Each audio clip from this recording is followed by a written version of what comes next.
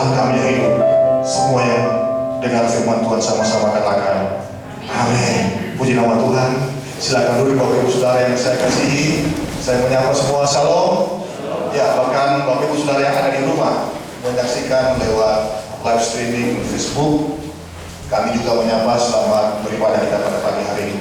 Puji nama Tuhan Bapak Ibu Saudara, dari apa yang sudah kita mungkin lihat di informasi media sosial, bahwa hari ini saya ingin menyampaikan tentang satu judul firman Tuhan, iman yang menembus kekekalan. Ini sesuatu yang sangat perlu kita renungkan dengan sungguh-sungguh Bapak Ibu Saudara, sebab berbicara iman itu seringkali kalau kita tidak memahami, kita akan berputar-putar kepada sesuatu yang hanya merupakan persetujuan akali, persetujuan pikiran. Dan saya beberapa waktu lalu pernah menyampaikan tentang 3 dimensi iman. Dimensi yang pertama adalah bagaimana kita setuju tentang apa yang dikatakan oleh firman Tuhan, bahwa Yesus Kristus Tuhan dan Juru Selamat. Dia pernah lahir, dia pernah menyampaikan kebenaran, mati, naik ke surga, bahkan akan datang kembali. Kita hanya percaya dengan akal kita. Tetapi sebenarnya hal ini tidak hanya sampai di situ. Bahkan hal ini harus meningkat kepada sesuatu yang harus kita lakukan, yaitu mengerjakan keselamatan dengan takut dan gentar. Itu dimensi yang kedua. Bahkan bukan hanya sampai di situ saja, kita harus masuk kepada dimensi yang lebih dalam, yaitu dimensi ketiga, bagaimana memindahkan hati kita, bagaimana memfokuskan pikiran kita, percaya kita, pengharapan kita kepada langit baru dan bumi baru. Itulah surga yang kekal. Dan ini memang sesuatu yang seringkali agak sulit kita cerna karena ini bersifat rohani. Tetapi kita belajar hari ini dari seorang yang sangat luar biasa, yang dikatakan bapak orang percaya, bapak orang beriman, dan kita akan memotret imannya itu seperti apa. Dan kita sebagai orang yang dikatakan anak-anak keturunan Abraham secara rohani, tentunya kita akan belajar dari seorang bapak rohani ini. Dan oleh karena itu mari kita membuka Alkitab Ibrani pasal yang ke-11. Kitab Ibrani 11 ayat 8 sampai 10, kemudian kita akan loncat ayat yang ke-13 sampai dengan 16. Kita akan baca, saya akan baca saja, Bapak Ibu simak, tetapi sama-sama kita melihat, termasuk yang ada di rumah. Ibrani 11 ayat 8 sampai 10, kemudian loncat ayat 13 sampai 16. Saya akan membaca Ibrani 11 ayat yang ke-8. Karena iman Abraham taat ketika dia dipanggil untuk berangkat ke negeri yang akan diterimanya menjadi milik pusakanya, lalu ia berangkat dengan tidak mengetahui tempat yang ia tujui. Karena iman, ia diam di tanah yang dijanjikan itu, seolah-olah di suatu tanah asing, dan di situ ia tinggal di kemah dengan Ishak dan Yakub, yang turut menjadi ahli waris janji yang satu itu. Sebab ia menanti-nantikan kota yang mempunyai dasar, yang direncanakan dan dibangun oleh Allah. Kita lompat ayat yang ke-13. Dalam iman mereka semua ini telah mati sebagai orang-orang yang tidak memperoleh apa yang dijanjikan itu, tetapi yang hanya dari jauh melihatnya dan melambai-lambai kepadanya, dan yang mengakui bahwa mereka adalah orang asing dan pendatang di bumi ini. Sebab mereka yang berkata demikian menyatakan bahwa mereka dengan rindu mencari suatu tanah air, dan kalau sekiranya dalam hal itu mereka ingat akan tanah asal yang telah mereka tinggalkan, maka mereka cukup mempunyai kesempatan untuk pulang ke situ. Tetapi sekarang mereka merindukan tanah air yang lebih baik, yaitu satu tanah air surgawi. Sebab itu Allah tidak mau disebut Allah mereka, karena ia telah mempersiapkan sebuah kota bagi mereka. Puji nama Tuhan. Dan inilah yang saya katakan di awal tadi, bahwa kita melihat iman Abraham. Dan Abraham dikatakan bapak orang beriman karena imannya itu sudah menembus kepada kekekalan. Dan Bapak Ibu Saudara dengar baik bahwa seringkali kalau berbicara tentang Abraham, itu kita memang pasti berbicara tentang iman. Sebab dikatakan Abraham bapak orang beriman. Ketika kita berbicara iman Abraham, tentunya kita akan melihat bagaimana ketaatannya, bagaimana kesetiaannya kepada Allah. Dan ketika kita berbicara tentang ketaatan dan kesetiaan Abraham, seringkali dikaitkan dengan berkat jasmani. Bapak Ibu Saudara, Memang Abraham orang yang sangat kaya raya zaman itu. Karena ukuran orang kaya raya zaman itu, dia memiliki domba yang banyak, bisa ribuan, kambing domba, ternak, sapi dan seterusnya. Begitu banyak, itu ukurannya. Dan Abraham dia orang yang masuk ke standar itu. Tetapi seringkali tanpa kita sadari bahwa pengajaran yang kita dengar mungkin selama ini hanya berputar-putar kepada berkat jasmani, dan itu menjadi banyak acuan orang-orang percaya. Bapak Ibu Saudara, ini yang seringkali menjadi motif, menjadi satu motivasi keberimanannya. Ikut Tuhan, jadi Kristen supaya diberkati secara melimpah, secara materi. Dan memang benar kalau kita lihat bahwa di dalam perjanjian lama, bahkan dalam konteks Abraham, mereka sangat diberkati. Dan kalau memang kita lihat secara skop perjanjian lama, memang Abraham diberkati. Bahkan keturunannya ada janji Tuhan. Supaya kenapa? Dari keturunan Abraham itu akan melahirkan raja-raja. Bahkan nanti akan sampai kepada Yesus Kristus, Tuhan dan Juru Selamat. Itu berkat yang sejati. Dan bagi kita, saya dan saudara sebagai umat perjanjian baru, berbicara tentang berkat itu bukan berkat Abraham secara materi, tetapi berkat dalam Yesus Kristus sebagai Tuhan dan Juru Selamat yang memberikan saya dan saudara keselamatan yang kekal. Ini berkat yang sesungguhnya. Dan ini kalau kita lihat sebenarnya yang tadi di dalam judul iman yang menembus kekekalan seperti ini. Dan Bapak Ibu Saudara, itulah yang diuraikan penulis Ibrani yang kita baca tadi. Dan kita akan melihat pada pagi hari ini, dan juga kita akan memotret. Kita akan belajar dari sosok Abraham seperti apa imannya. Dan ini tentunya akan membuat kita memiliki satu wawasan yang baru, memiliki satu pemahaman yang baru, supaya dalam kekristenan kita, ya, kita akan melihat kehidupan Abraham dan bagaimana dia dijuluki sebagai sahabat Allah dan bapak orang beriman. Mungkin bagi sebagian kita hal ini tidak terlalu menarik. Apa gembala selalu bicara tentang langit baru, bumi baru, tentang surga. Saya harus sampaikan ini karena ya, apalagi keadaan seperti hari ini, saya bukan menakut-nakuti, kita dekat dengan kematian. Berbicara ini tentunya saya juga selalu berdoa supaya diberikan umur yang panjang. Tetapi kalau melihat ya, saya beberapa hari ini melihat hamba-hamba Tuhan banyak, pendeta-pendeta yang masih muda-muda, umuran saya, ya, sudah rip. Dan semakin memberi warning bahwa kita juga tidak ada yang akan luput dari hal ini. Dan bukan berarti kita tidak punya pengharapan. Kita berdoa supaya usia yang diberikan oleh Tuhan kepada kita dapat kita gunakan untuk hormat kemuliaan nama Tuhan. Yang setuju katakan amin. Dan kita akan belajar pada hari ini ada dua hal. Belajar dari iman Abraham sehingga dia dijuluki sahabat Allah dan bapak orang beriman. Nah, kita akan flashback yang pertama, Kejadian pasal yang ke-17 ayat 4 sampai dengan ayat yang ke-7. Kejadian pasal yang ke-17 ayat 4 dan ayat sampai ayat yang ke-7. Saya baca saja, Bapak Ibu bisa simak. Kejadian 17 ayat 4 sampai dengan yang ke-7. Nah, ini berbicara sebenarnya sunat sebagai tanda perjanjian Allah dengan Abraham. Ayat 4. Dari pihakku inilah perjanjianku dengan engkau. Engkau akan menjadi bapa sejumlah bangsa besar. Karena itu namamu bukan lagi Abraham, melainkan Abraham. Karena engkau telah kutetapkan menjadi bapa sejumlah besar bangsa. Aku akan membuat engkau beranak cucu sangat banyak. Engkau akan kubuat menjadi bangsa-bangsa dan daripadamu akan berasal raja-raja. Aku akan mengadakan perjanjian antara aku dan engkau serta keturunanmu turun-temurun menjadi perjanjian yang kekal, supaya aku menjadi Allahmu dan Allah keturunanmu. Dengan baik Bapak Ibu Saudara, iman yang menembus kekekalan. Yang pertama, saya share pada pagi hari ini berbicara tentang komitmen tanpa batas. Komitmen tanpa batas ini sesuatu yang tentunya menjadi pergumulan dan perjuangan kita.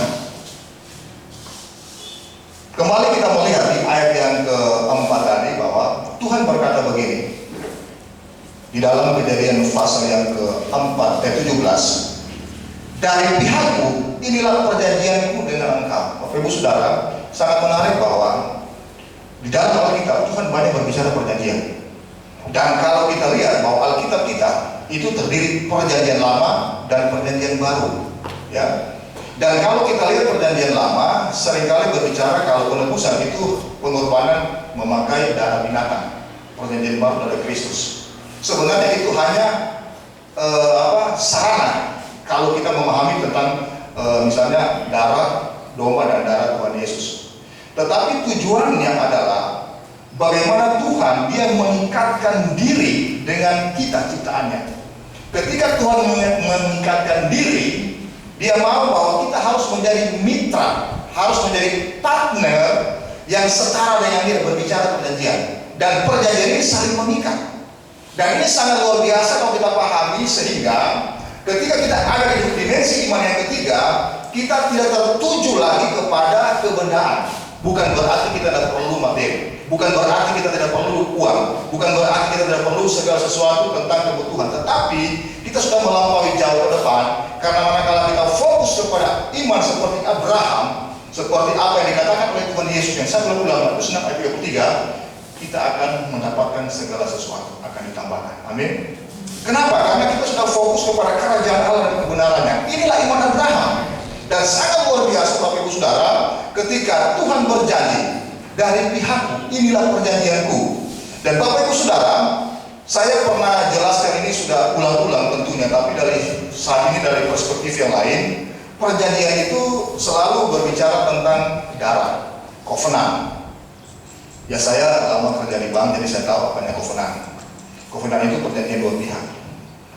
Dua pihak, tapi ada syarat di sana. Syarat itu harus dipenuhi oleh dua-dua yang berjanji tadi. Dan Tuhan menggunakan hal ini. Dan luar biasa Tuhan bilang, dia janji kepada Abraham, engkau akan menjadi bapa sejumlah bangsa besar. Dan perhatikan yang menarik di sini, ketika Tuhan berjanji demikian, dikatakan begini, namamu bukan lagi Abraham, tetapi Abraham. Nah, saya selama ini membaca dari dulu tidak mengerti dalam konteks ini. Saya anggap itu biasa ya, kalau nama Abraham jadi Abraham itu biasa. Tetapi ini sebenarnya berbicara tentang satu muatan perjanjian yang saling mengikat. Karena kenapa? Di dalam tradisi Ibrani kuno atau yang berlaku di Palestina pada waktu itu, bahkan juga sampai sekarang saya masih pernah baca literaturnya, bahwa di dalam perjanjian yang mengikat ini ada tahapan-tahapannya. Salah satunya tahapan itu pertukaran identitas. Artinya begini, dua orang berjanji, identitas lawan berjanji ada sama saya misalnya, kemudian identitas saya ada sama orang yang itu. Supaya kenapa itu saling mengikat dan orang tahu bahwa mereka terikat dalam perjanjian, dan tentunya mereka harus mengikuti syarat-syarat perjanjian. Karena saling menjaga martabat, saling menjaga harga diri. Dan perhatikan, ketika dikatakan namamu bukan lagi Abraham tetapi Abraham, ada tambahnya aksara he kalau bahasa Ibrani, H kalau bahasa Indonesia bilang, itu sebenarnya singkatan nama dari Tuhan. Nama Tuhan itu YHWH, dibaca Adonai. Ada aksara H, itu disisipkan kepada nama Abraham. Dengan kata lain bahwa disitulah Tuhan menyatakan identitasnya kepada Abraham, bahwa dia honor dengan janjinya. Kemudian di sisi Tuhan, dan dari saat itu Allah Israel disebut juga Allah Abraham, sehingga seterusnya Allah Abraham, Ishak dan Yakub. Dan ini merupakan satu bahasa perjanjian. Dan dengar baik bahwa ketika Tuhan menyatakan identitasnya kepada Abraham, ada H di sana, dan juga Abraham disebut sebagai Allah Abraham, maka itu saling mengikat. Dan di sini akan menciptakan satu komitmen. Dan dikatakan Abraham akan menjadi bangsa yang sangat-sangat besar, dan dari dia akan menurunkan raja-raja yang luar biasa. Dan seterusnya, Bapak Ibu Saudara, kalau kita melihat bahwa ini menjadi perjanjian yang kekal. Dan kalau kita lihat Ibrani pasal 11 ayat yang ke-16, tetapi sekarang mereka merindukan tanah air yang lebih baik, yaitu satu tanah air surgawi. Sebab itu Allah tidak malu disebut Allah mereka, karena ia telah mempersiapkan sebuah kota bagi mereka. Bagi orang-orang perjanjian lama, dan Abraham pada waktu itu, dia mengetahui bahwa janji itu tanah Kanaan, Yerusalem hari ini. Tetapi dalam pemahaman oleh penulis Ibrani, dia dibukakan oleh Roh Kudus untuk melihat lebih jauh. bahwa yang dijanjikan itu bukan karena di dunia ini, tetapi bagi kita umat perjanjian baru, bahkan juga orang-orang saleh perjanjian lama, itulah tanah air surgawi. Dan ini sesuatu yang sangat menggembirakan bagi kita, bahwa luar biasa janji Tuhan kepada Abraham dan juga kepada saya dan saudara sebagai anak-anak Abraham melalui Yesus Kristus. Yang setuju katakan amin. Dan kemudian dari pihak Abraham dia harus komit. Apa yang dia harus komit? Maka ada tanda sunat. Jadi tanda sunat pada waktu itu merupakan tanda pada tubuh. Kenapa harus hanya laki-laki saja? Karena laki-laki akan secara terus-menerus dari benihnya akan terjadi keturunan, dan keturunan itulah janji menjadi milik Tuhan. Dan sehingga tanda sunat pada waktu itu berbicara tanda kepemilikan. Dan bagi saya dan saudara orang Kristen, bukan sunat secara jasmani walaupun itu perlu untuk kesehatan, tetapi sunat berbicara sunat hati yang dimulai dengan lahir baru, dan di lahir baru itu dengan tanda kita menerima baptisan air. Nah, ini kita bisa baca. Kalau kita bisa buka Roma pasal 4 ayat yang ke-11. Ya, Roma pasal 4 ayat yang ke-11. Kalau bisa tampil lebih cepat. Roma pasal 4 ayat yang ke-11 supaya kita bisa baca. Saya rindu ayat ini dibaca. Ya, dan tanda sunat itu diterimanya sebagai meterai kebenaran berdasarkan iman yang ditunjukkannya sebelum dia bersunat. Demikianlah ia dapat menjadi bapa semua orang percaya yang tak bersunat, supaya apa? Kebenaran diperhitungkan kepada mereka. Nah, lompat kepada Galatia pasal 3 ayat 26, 27 dan 29. Nah, ini ada kaitannya. Galatia 3 ayat 26 supaya kita bisa melihat ada korelasi. Galatia pasal 3 ayat 26. Sebab kamu semua adalah anak-anak Allah karena iman dalam Yesus Kristus. Nah, ini hubungannya. Kemudian ayat yang ke-27. Karena kamu semua, perhatikan, yang dibaptis dalam nama Kristus. Karena ini kan luar biasa. Telah mengenakan Kristus. Ayat yang ke-28. Dalam hal ini tidak ada orang Yahudi atau orang Yunani. Maksudnya tidak ada orang Yahudi dikatakan bangsa pilihan. Bukan juga orang Yunani, orang di luar orang Yahudi, termasuk kita. Tidak ada hamba atau orang merdeka, tidak ada laki-laki atau perempuan, karena kamu semua adalah apa? Satu di dalam Kristus Yesus. Ayat 29. Dan ini menjadi bagian kita. Dan jikalau kamu adalah milik Kristus, maka kamu juga adalah apa? Keturunan Abraham, dan apa? Berhak menerima janji Allah. Nah, ini kalau kita pahami dengan secara meluas tadi, jangan kita sambungkan dengan berkat jasmani.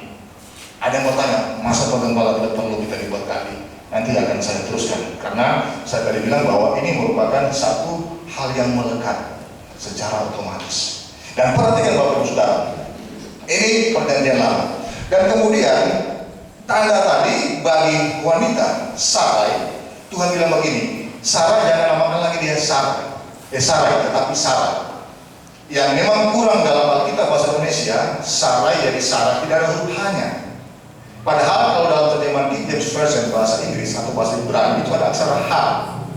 Hei bahasa Ibrani, itu yang saya bilang tadi, disisipkan nama Tuhan, disisipkan nama Allah tadi, YHWH. Dan dikatakan bahwa Sarai menjadi Sarah, dia adalah ibu dari bangsa-bangsa atau menjadi ibu dari raja-raja. Betapa ini hal yang luar biasa. Dan tentunya oleh karena kedua orang ini, Abraham dan Sarah, dan melalui Yesus Kristus kita berhak dapat janji-janji Abraham, yaitu yang tadi itu tanah air surgawi, bukan lagi tanah air di dunia ini. Karena dunia ini akan lenyap, semakin lenyap.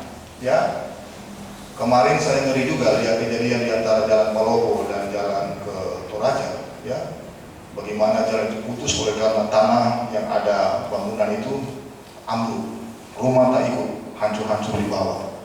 Ngeri. Bahkan beberapa minggu lalu ya di Amerika, daratan itu dia diaktifasi, dia bergeser sampai ke laut, bunyinya mengerikan. Saya ketika karena goyang beberapa waktu lalu, aduh, ini kalau diaktifasi ini tiba-tiba dibawa sampai di darat, bagaimana kalau Pak ini? Muncul pikiran ke situ. Dan ini bukan hal yang menakutkan, tetapi ya memang menakutkan. Maksud saya bahwa dunia ini akan semakin ke sana. Apakah kita berharap kepada dunia yang akan binasa ini? Dan oleh karena itu ketika kita berpikir dalam perspektif Abraham, maka yang kita rindukan tanah air surgawi. Dan ini harus menjadi tujuan kita. Dan perhatikan, untuk orang Kristen perjanjian baru, tadi saya bilang berbicara pertukaran identitas. Ada identitas Allah sama Abraham ketika ada H di sana. Kita orang Kristen apa? Dengan baik. Mulai di Antioquia, ya, di Kisah Para Rasul dikatakan bahwa orang-orang pengikut Kristus dikatakan orang Kristen. Dan identitas ini sampai hari ini untuk menunjukkan siapa saya dan saudara disebut orang Kristen. Kata Kristen bahasa Inggris Christian dari kata Christ, Kristus. Ada ia atau ada Kristen, itu berarti pengikut Kristus, sama seperti Kristus. Dengan kata lain bahwa identitas Kristus ada sama saya dan saudara sebagai orang Kristen. Dan perhatikan pertukaran identitas tadi seorang kita sebagai manusia pada Yesus Kristus, identitas itu disebut anak manusia. Dan seringkali Yesus Kristus disebut anak manusia. Dan ini ada satu keterikatan yang luar biasa bahwa di sana berbicara komitmen. Sehingga komitmen ini bagi Kristus pasti dia komit. Bagaimana dengan saya dan saudara? Dan ini yang harus menjadi apa yang harus kita renungkan. Bapak Ibu Saudara, janji Tuhan itu sebenarnya janji bersyarat. Kita selalu diajarkan bahwa Tuhan itu sungguh baik dan sangat baik memang. Tetapi di balik atau berkaitan dengan itu ada bagian kita untuk tunduk kepada syarat perjanjian. Dan kita melihat di Alkitab Yohanes pasal 15 ayat 7 sampai 8 dikatakan di sana, jika kamu tinggal dalam aku dan firmanku tinggal dalam kamu, apa selanjutnya? Mintalah. Nah, cuma ini yang kita enak dengar. Mintalah maka kamu akan diberikan. Dan selanjutnya ayat ini berbicara apa? Supaya Bapakku dipermuliakan. Perhatikan, yaitu jika kamu berbuah banyak. Nah, kita lupa di berbuah banyak. Padahal kalau di ayat-ayat sebelumnya itu berbicara tentang Yesus pokok anggur, Bapakku pengusaha. Dengan kata lain bahwa ketika kita melekat kepada pokok anggur, kita lihat cabang-cabangnya, kita akan berbuah banyak. Dan kita lihat di ayat yang ketiga di Yohanes pasal yang ke-15 bahwa jika sebuah cabang tidak berbuah, dia akan apa? Dipotong, ya. Tetapi kalau dia berbuah banyak, dia akan apa? Ya, dibersihkan caranya. Dan kalau kita di sini banyak yang petani pasti tahu, supaya coklatnya berbuah banyak pasti kan dipotong, supaya dia tumbuh lagi cabang baru, dia menghasilkan buah. Dan inilah sebenarnya berbicara bukan soal minta berkat jasmani, tetap berbicara tentang berkat rohani. Amin. Dan di sini kalau saya pakai bahasa hari-hari atau bahasa sekarang, berbuah banyak itu sama dengan etos. Itu bahasa umum. Etos itu berbicara tentang karakter moral dari kata etikos. Karakter moral kalau dalam dunia kehidupan sehari-hari dibilang etos kerja. Apa itu etos kerja?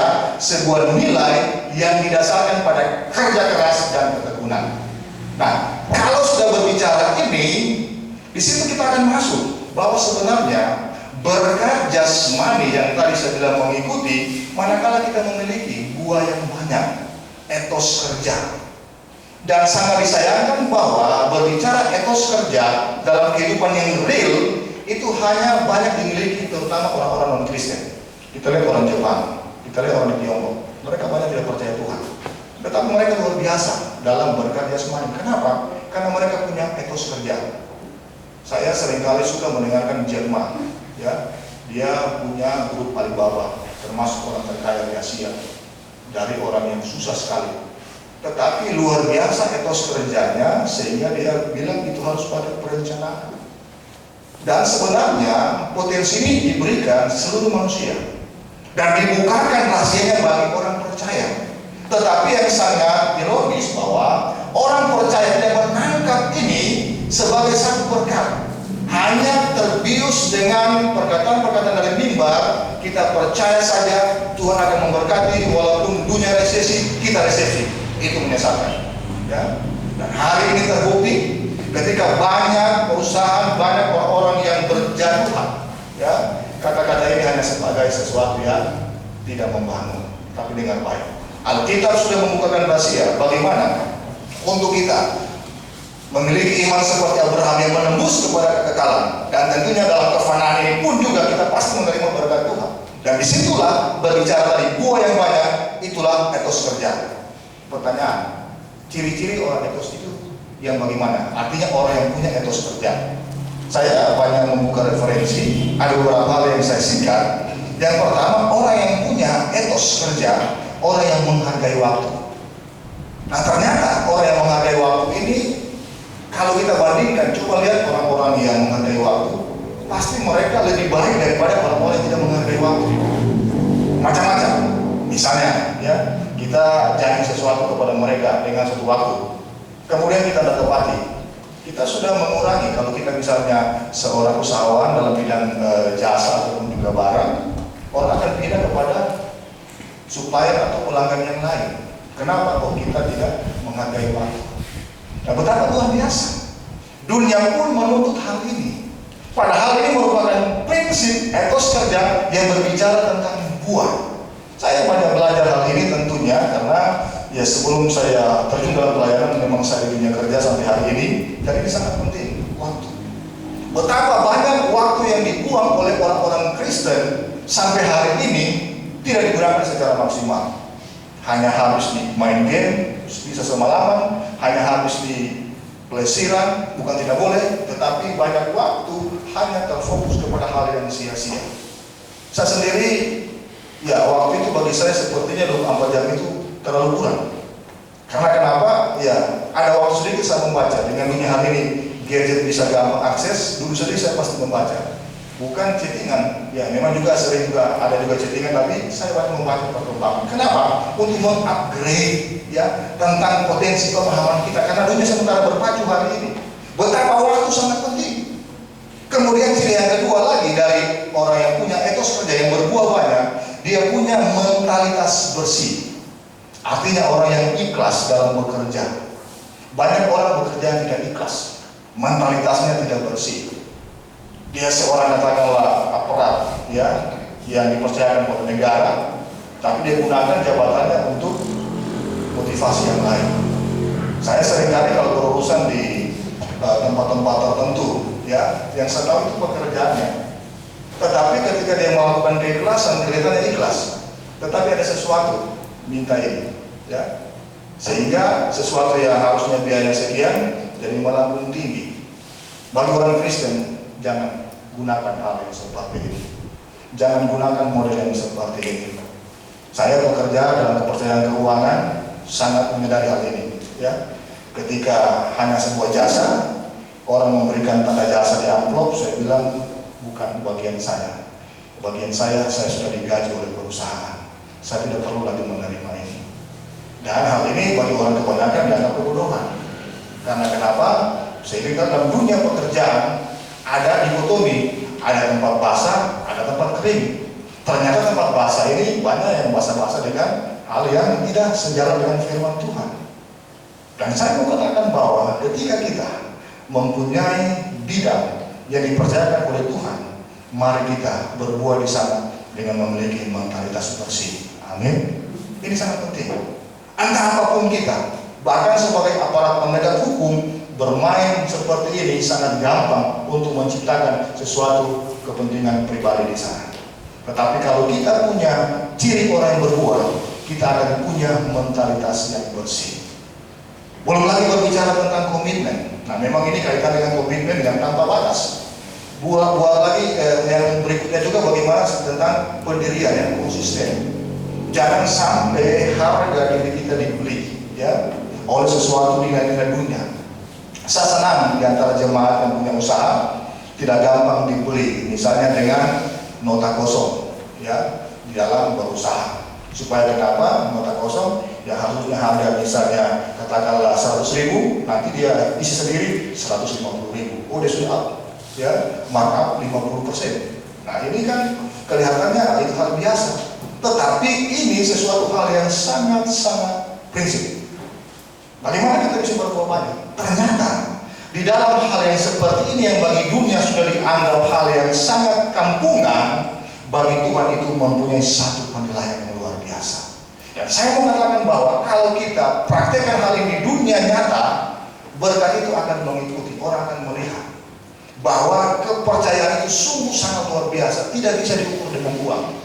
Dan orang yang memiliki etos yang seperti ini, saya percaya pasti akan terpelihara oleh Tuhan. Yang setuju katakan amin. Kenapa? Karena orang pun akan menilai dia secara baik, luar biasa dan istimewa, apalagi Tuhan.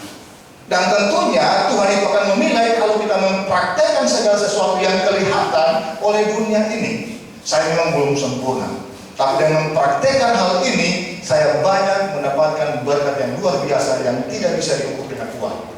Dan kalau hal ini kita praktekkan dalam kehidupan yang nyata, kita sementara menyimpan atau mensisipkan identitas Kristus dalam kehidupan kita. Tetapi sangat sayang seringkali kita tidak memiliki identitas Kristus. Kenapa? Karena kehidupan yang kita yang tidak menjadi berkat. Ya. Alkitab berkata begini, carilah dahulu kerajaan Allah dan kebenarannya, maka semua akan ditambahkan kepadamu. Kerajaan Allah dan kebenaran. Ternyata ketika saya melihat apa itu kebenaran, itu sangat luar biasa. Itu standar tertinggi keadilan dan kebenaran yang harus menjadi ciri karakter ilahi dan harus ada pada kita. Itu kebenaran. Nah, sehingga kalau kita membaca di Matius 5 ayat 20 dikatakan, Tuhan Yesus bilang begini, jika hidup keagamaanmu tidak lebih benar daripada ahli-ahli Taurat dan orang Farisi, maka kamu tidak akan masuk ke dalam apa? Kerajaan surga. Nah, yang menarik di sini bahwa hidup keagamaanmu itu diterjemahkan dari kata dikayesune bahasa Yunani, sama dengan tadi yang carilah dahulu kerajaan Allah dan kebenaran, sama akar katanya, sama bahasanya, cuma terjemahannya berbeda.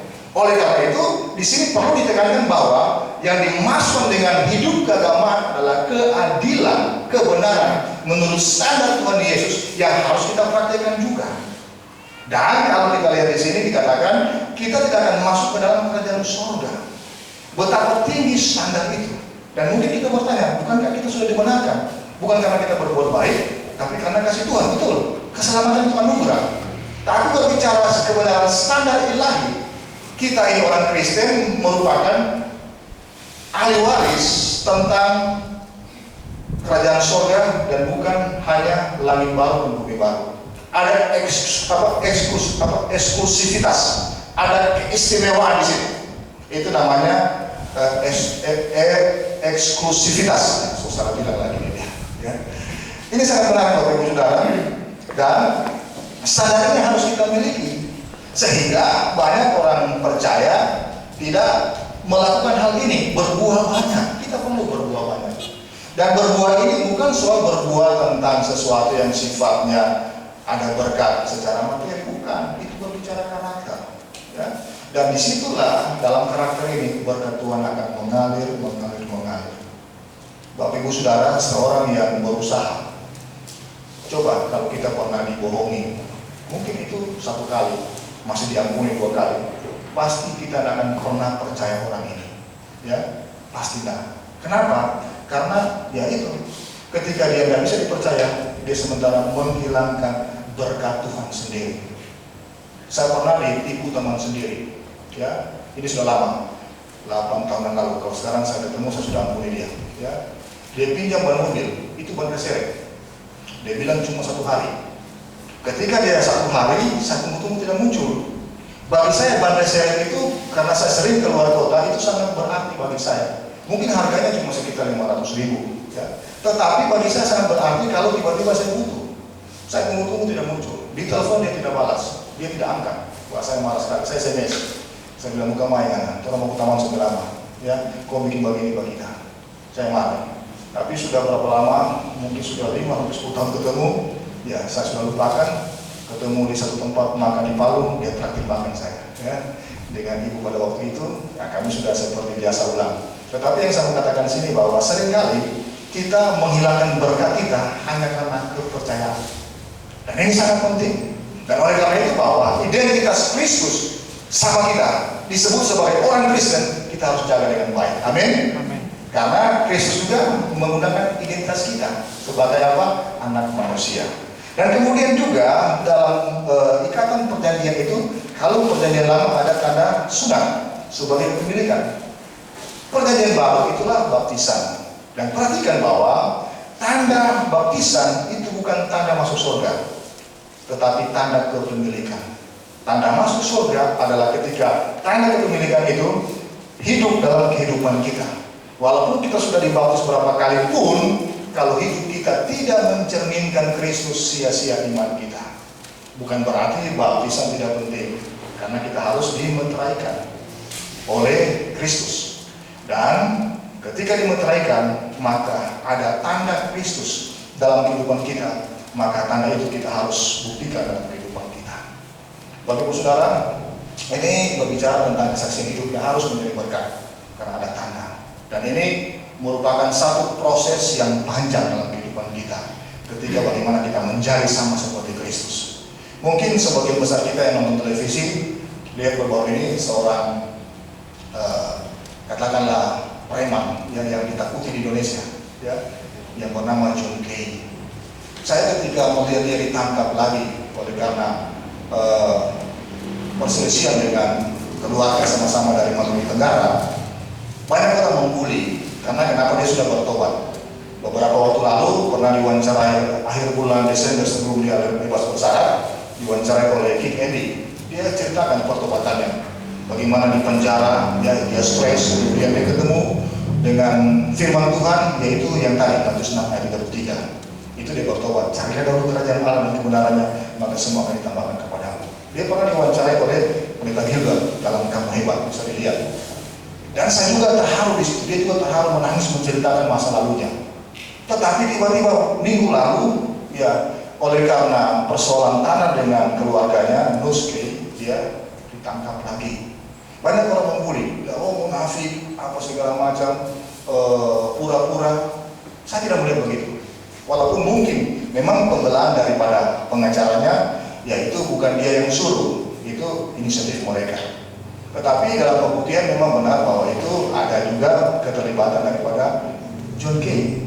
Tetapi poin saya bahwa saya percaya ketika dia mengaku dia sudah bertobat, dia sudah bertobat. Dia menangis karena seorang preman, orang yang keras ketika dia mengekspresikan emosi jiwanya itu betul. Orang tidak munafik orangnya. Cuma kenapa dia jatuh lagi dalam dosa seperti ini? Saya mengatakan bahwa proses pertobatan itu seumur hidup. Tidak bisa mengembalikan telapak tangan hari ini bertobat besok kelihatan langsung seperti malaikat. Maka kita harus juga bisa memahami orang-orang seperti ini. John Kay, dia sudah jadi preman sejak tahun 86 ketika dia menginjak Surabaya dan Jakarta. Itu waktu yang lama. Dia jatuh bangun sampai melakukan kekerasan, bahkan juga menghilangkan nyawa orang, masuk penjara berulang kali. Dan untuk bertobat tiba-tiba dia untuk menjadi baik sekali itu butuh waktu. Dan ketika dia bisa jatuh lagi seperti ini, kita harus pahami bahwa perubahan itu memang butuh waktu. Kenapa? Karena dalam diri seseorang, kita semua termasuk saya, ada namanya kodrat dosa, sinful nature. Kodrat dosa itu yang sering kali memanggil kita untuk melakukan sesuatu yang salah lagi, ya. Tahu satu itu, padahal dia orang yang luar biasa pertobatannya, tapi diakui. Dia katakan dalam Roma pasal 7 ayat 15, ya, apa yang aku kehendaki aku perbuat, aku tidak tahu. Sebab bukan apa yang aku kehendaki aku perbuat, tetapi apa yang aku benci aku perbuat. Kenapa? Karena ada kodrat dosa dalam dirinya dalam mengerjakan sesuatu yang salah, walaupun dia tidak kehendaki. Saya percaya John Kay tidak menghendaki untuk melakukan hal yang salah tadi. Kesaksian istrinya, anaknya, ya sudah mahasiswa, sudah hebat, sarjana. Dia bilang ya tidak pernah dia pukul anaknya. Kalau ada istrinya tidak pernah ceraikan dia. Kalau memang dia kasar saat di rumah. Tapi itulah ada sesuatu dalam kehidupan yang terbentuk bertahun-tahun membuat wataknya keras, bahkan juga sangat-sangat kasar. Dan ketika dia bertobat, dia mau hal ini ditinggalkan. Tetapi ketika itu muncul lagi karena ada kodrat dosa, oleh karena ketika dia ketemu mungkin dengan teman-temannya yang panggil dia untuk menjadi pemimpinnya lagi dan seterusnya. Nah sehingga dia karena setia kawan, orang-orang di dunia premanisme itu sangat setia kawan. Saya banyak kenal berteman dulu masih muda dengan orang-orang preman. Mereka kalau tolong teman itu walaupun nyawa mereka bisa seperti itu, mereka pertaruhkan setia kawan. Tetapi memang di sisi lain banyak hal-hal yang sangat katakanlah jahat. Dan tadi saya katakan bahwa orang seperti ini memang dia punya potensi untuk bertobat lebih baik lagi. Dan memang kita harus perlu doakan orang seperti John Kay. Bukan kita membuli dan menghakimi dia. Dan saya percaya bahwa di dalam tanda baptisan yang kita miliki ada identitas Kristus di sana. Maka itu merupakan satu proses sehingga kita perlu satu komunitas seperti ini, saling mengingatkan, baca firman, jaga pergaulan, supaya kenapa kita bisa menjaga. Dan saya percaya bahwa di dalam hal ini komitmen kita akan terjaga terus. Dan untuk berkomitmen untuk menjadi baik itu perlu satu tindakan nyata, harus dipaksakan, harus dekat. Kalau tidak dekat tidak bisa. Harus nekat. Jangan kita berpikir bisnis tiba-tiba Tuhan kobarkan kita seperti robot. Tidak begitu. Kita diberikan kehendak bebas, kita harus paksakan. Kalau kita misalnya mulut rica-rica, suka memfitnah orang, memaki orang, suka untuk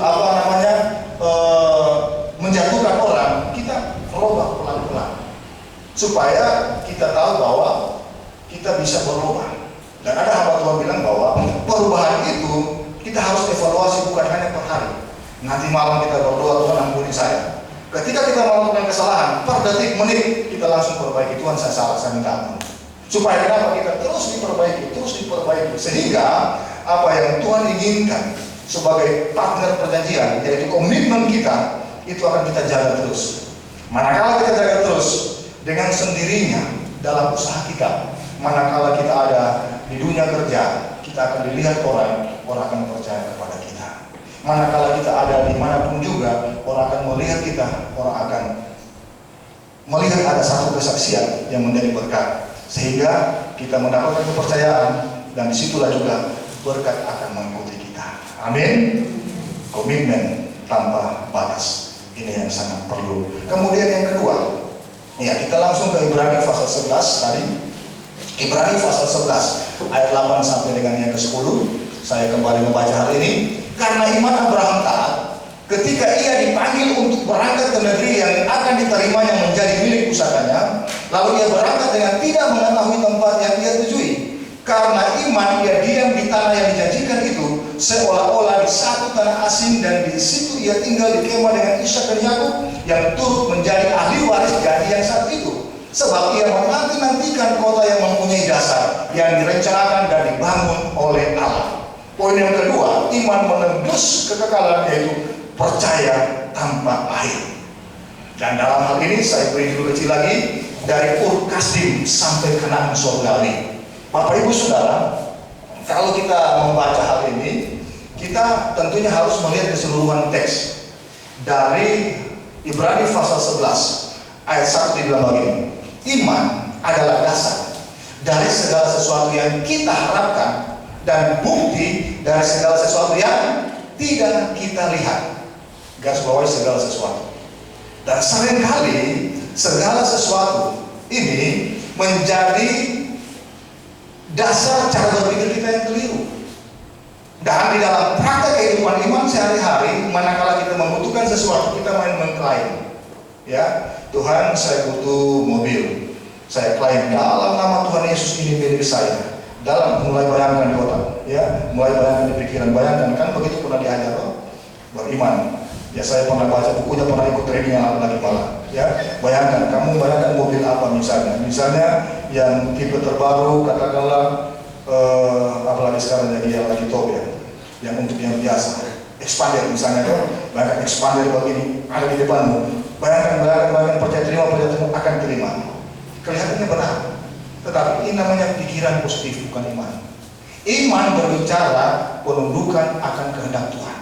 Nah, inilah Abraham. Di ayat 8 dikatakan, karena iman Abraham taat. Ketika dia keluar dari Ur Kasdim, dia disuruh pergi ke tempat yang dia tidak tahu, dia tanpa curiga apapun kepada Allah yang menyuruh dia akan kemana. Dia hanya pergi saja. Ketika sampai di Kanaan pun juga dia tidak bangun rumah, dia hanya bangun tenda di sana. Artinya dia hanya pindah-pindah. Tetapi perhatikan Bapak Ibu Saudara, dalam hal ini betapa luar biasa iman seorang Abraham. Dan itulah yang dipakai oleh penulis kitab Ibrani untuk menulis di pasal yang pertama tadi, berbicara tentang dasar iman kita. Segala sesuatu itu bukan berbicara keadaan yang fisik sekarang ini, tapi yang fisik nanti. Itulah Kanaan surgawi. Dan itu yang sangat penting Bapak Ibu Saudara. Dan sehingga untuk memperoleh sesuatu seperti Abraham, bukan dalam positive thinking, bukan dalam berpikir positif, tapi dalam tindakan nyata.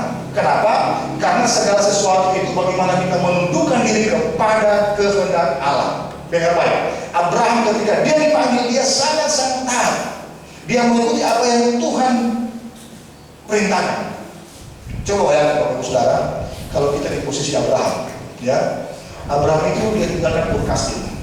Saya membaca di sebuah literatur, ternyata Ur Kasdim itu kota modern di sekitar Sungai Efrat pada zamannya. Kalau dibandingkan dengan hari ini, dia sama dengan kota metropolitan. Dari hasil galian arkeolog itu diperoleh bahwa negeri itu sudah sangat maju pada zamannya. Perekonomiannya ditemukan bagaimana majunya dalam ribuan lempengan yang ditulis ukir. Itu luar biasa kota Ur Kasdim pada waktu itu.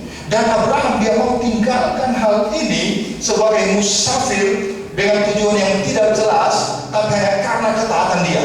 Betapa hal ini satu hal yang luar biasa Bapak Ibu Saudara. Saya ketika membaca ini, ya saya teringat juga lagu pernah juga saya dengar dalam satu uraian firman Tuhan oleh seorang hamba Tuhan.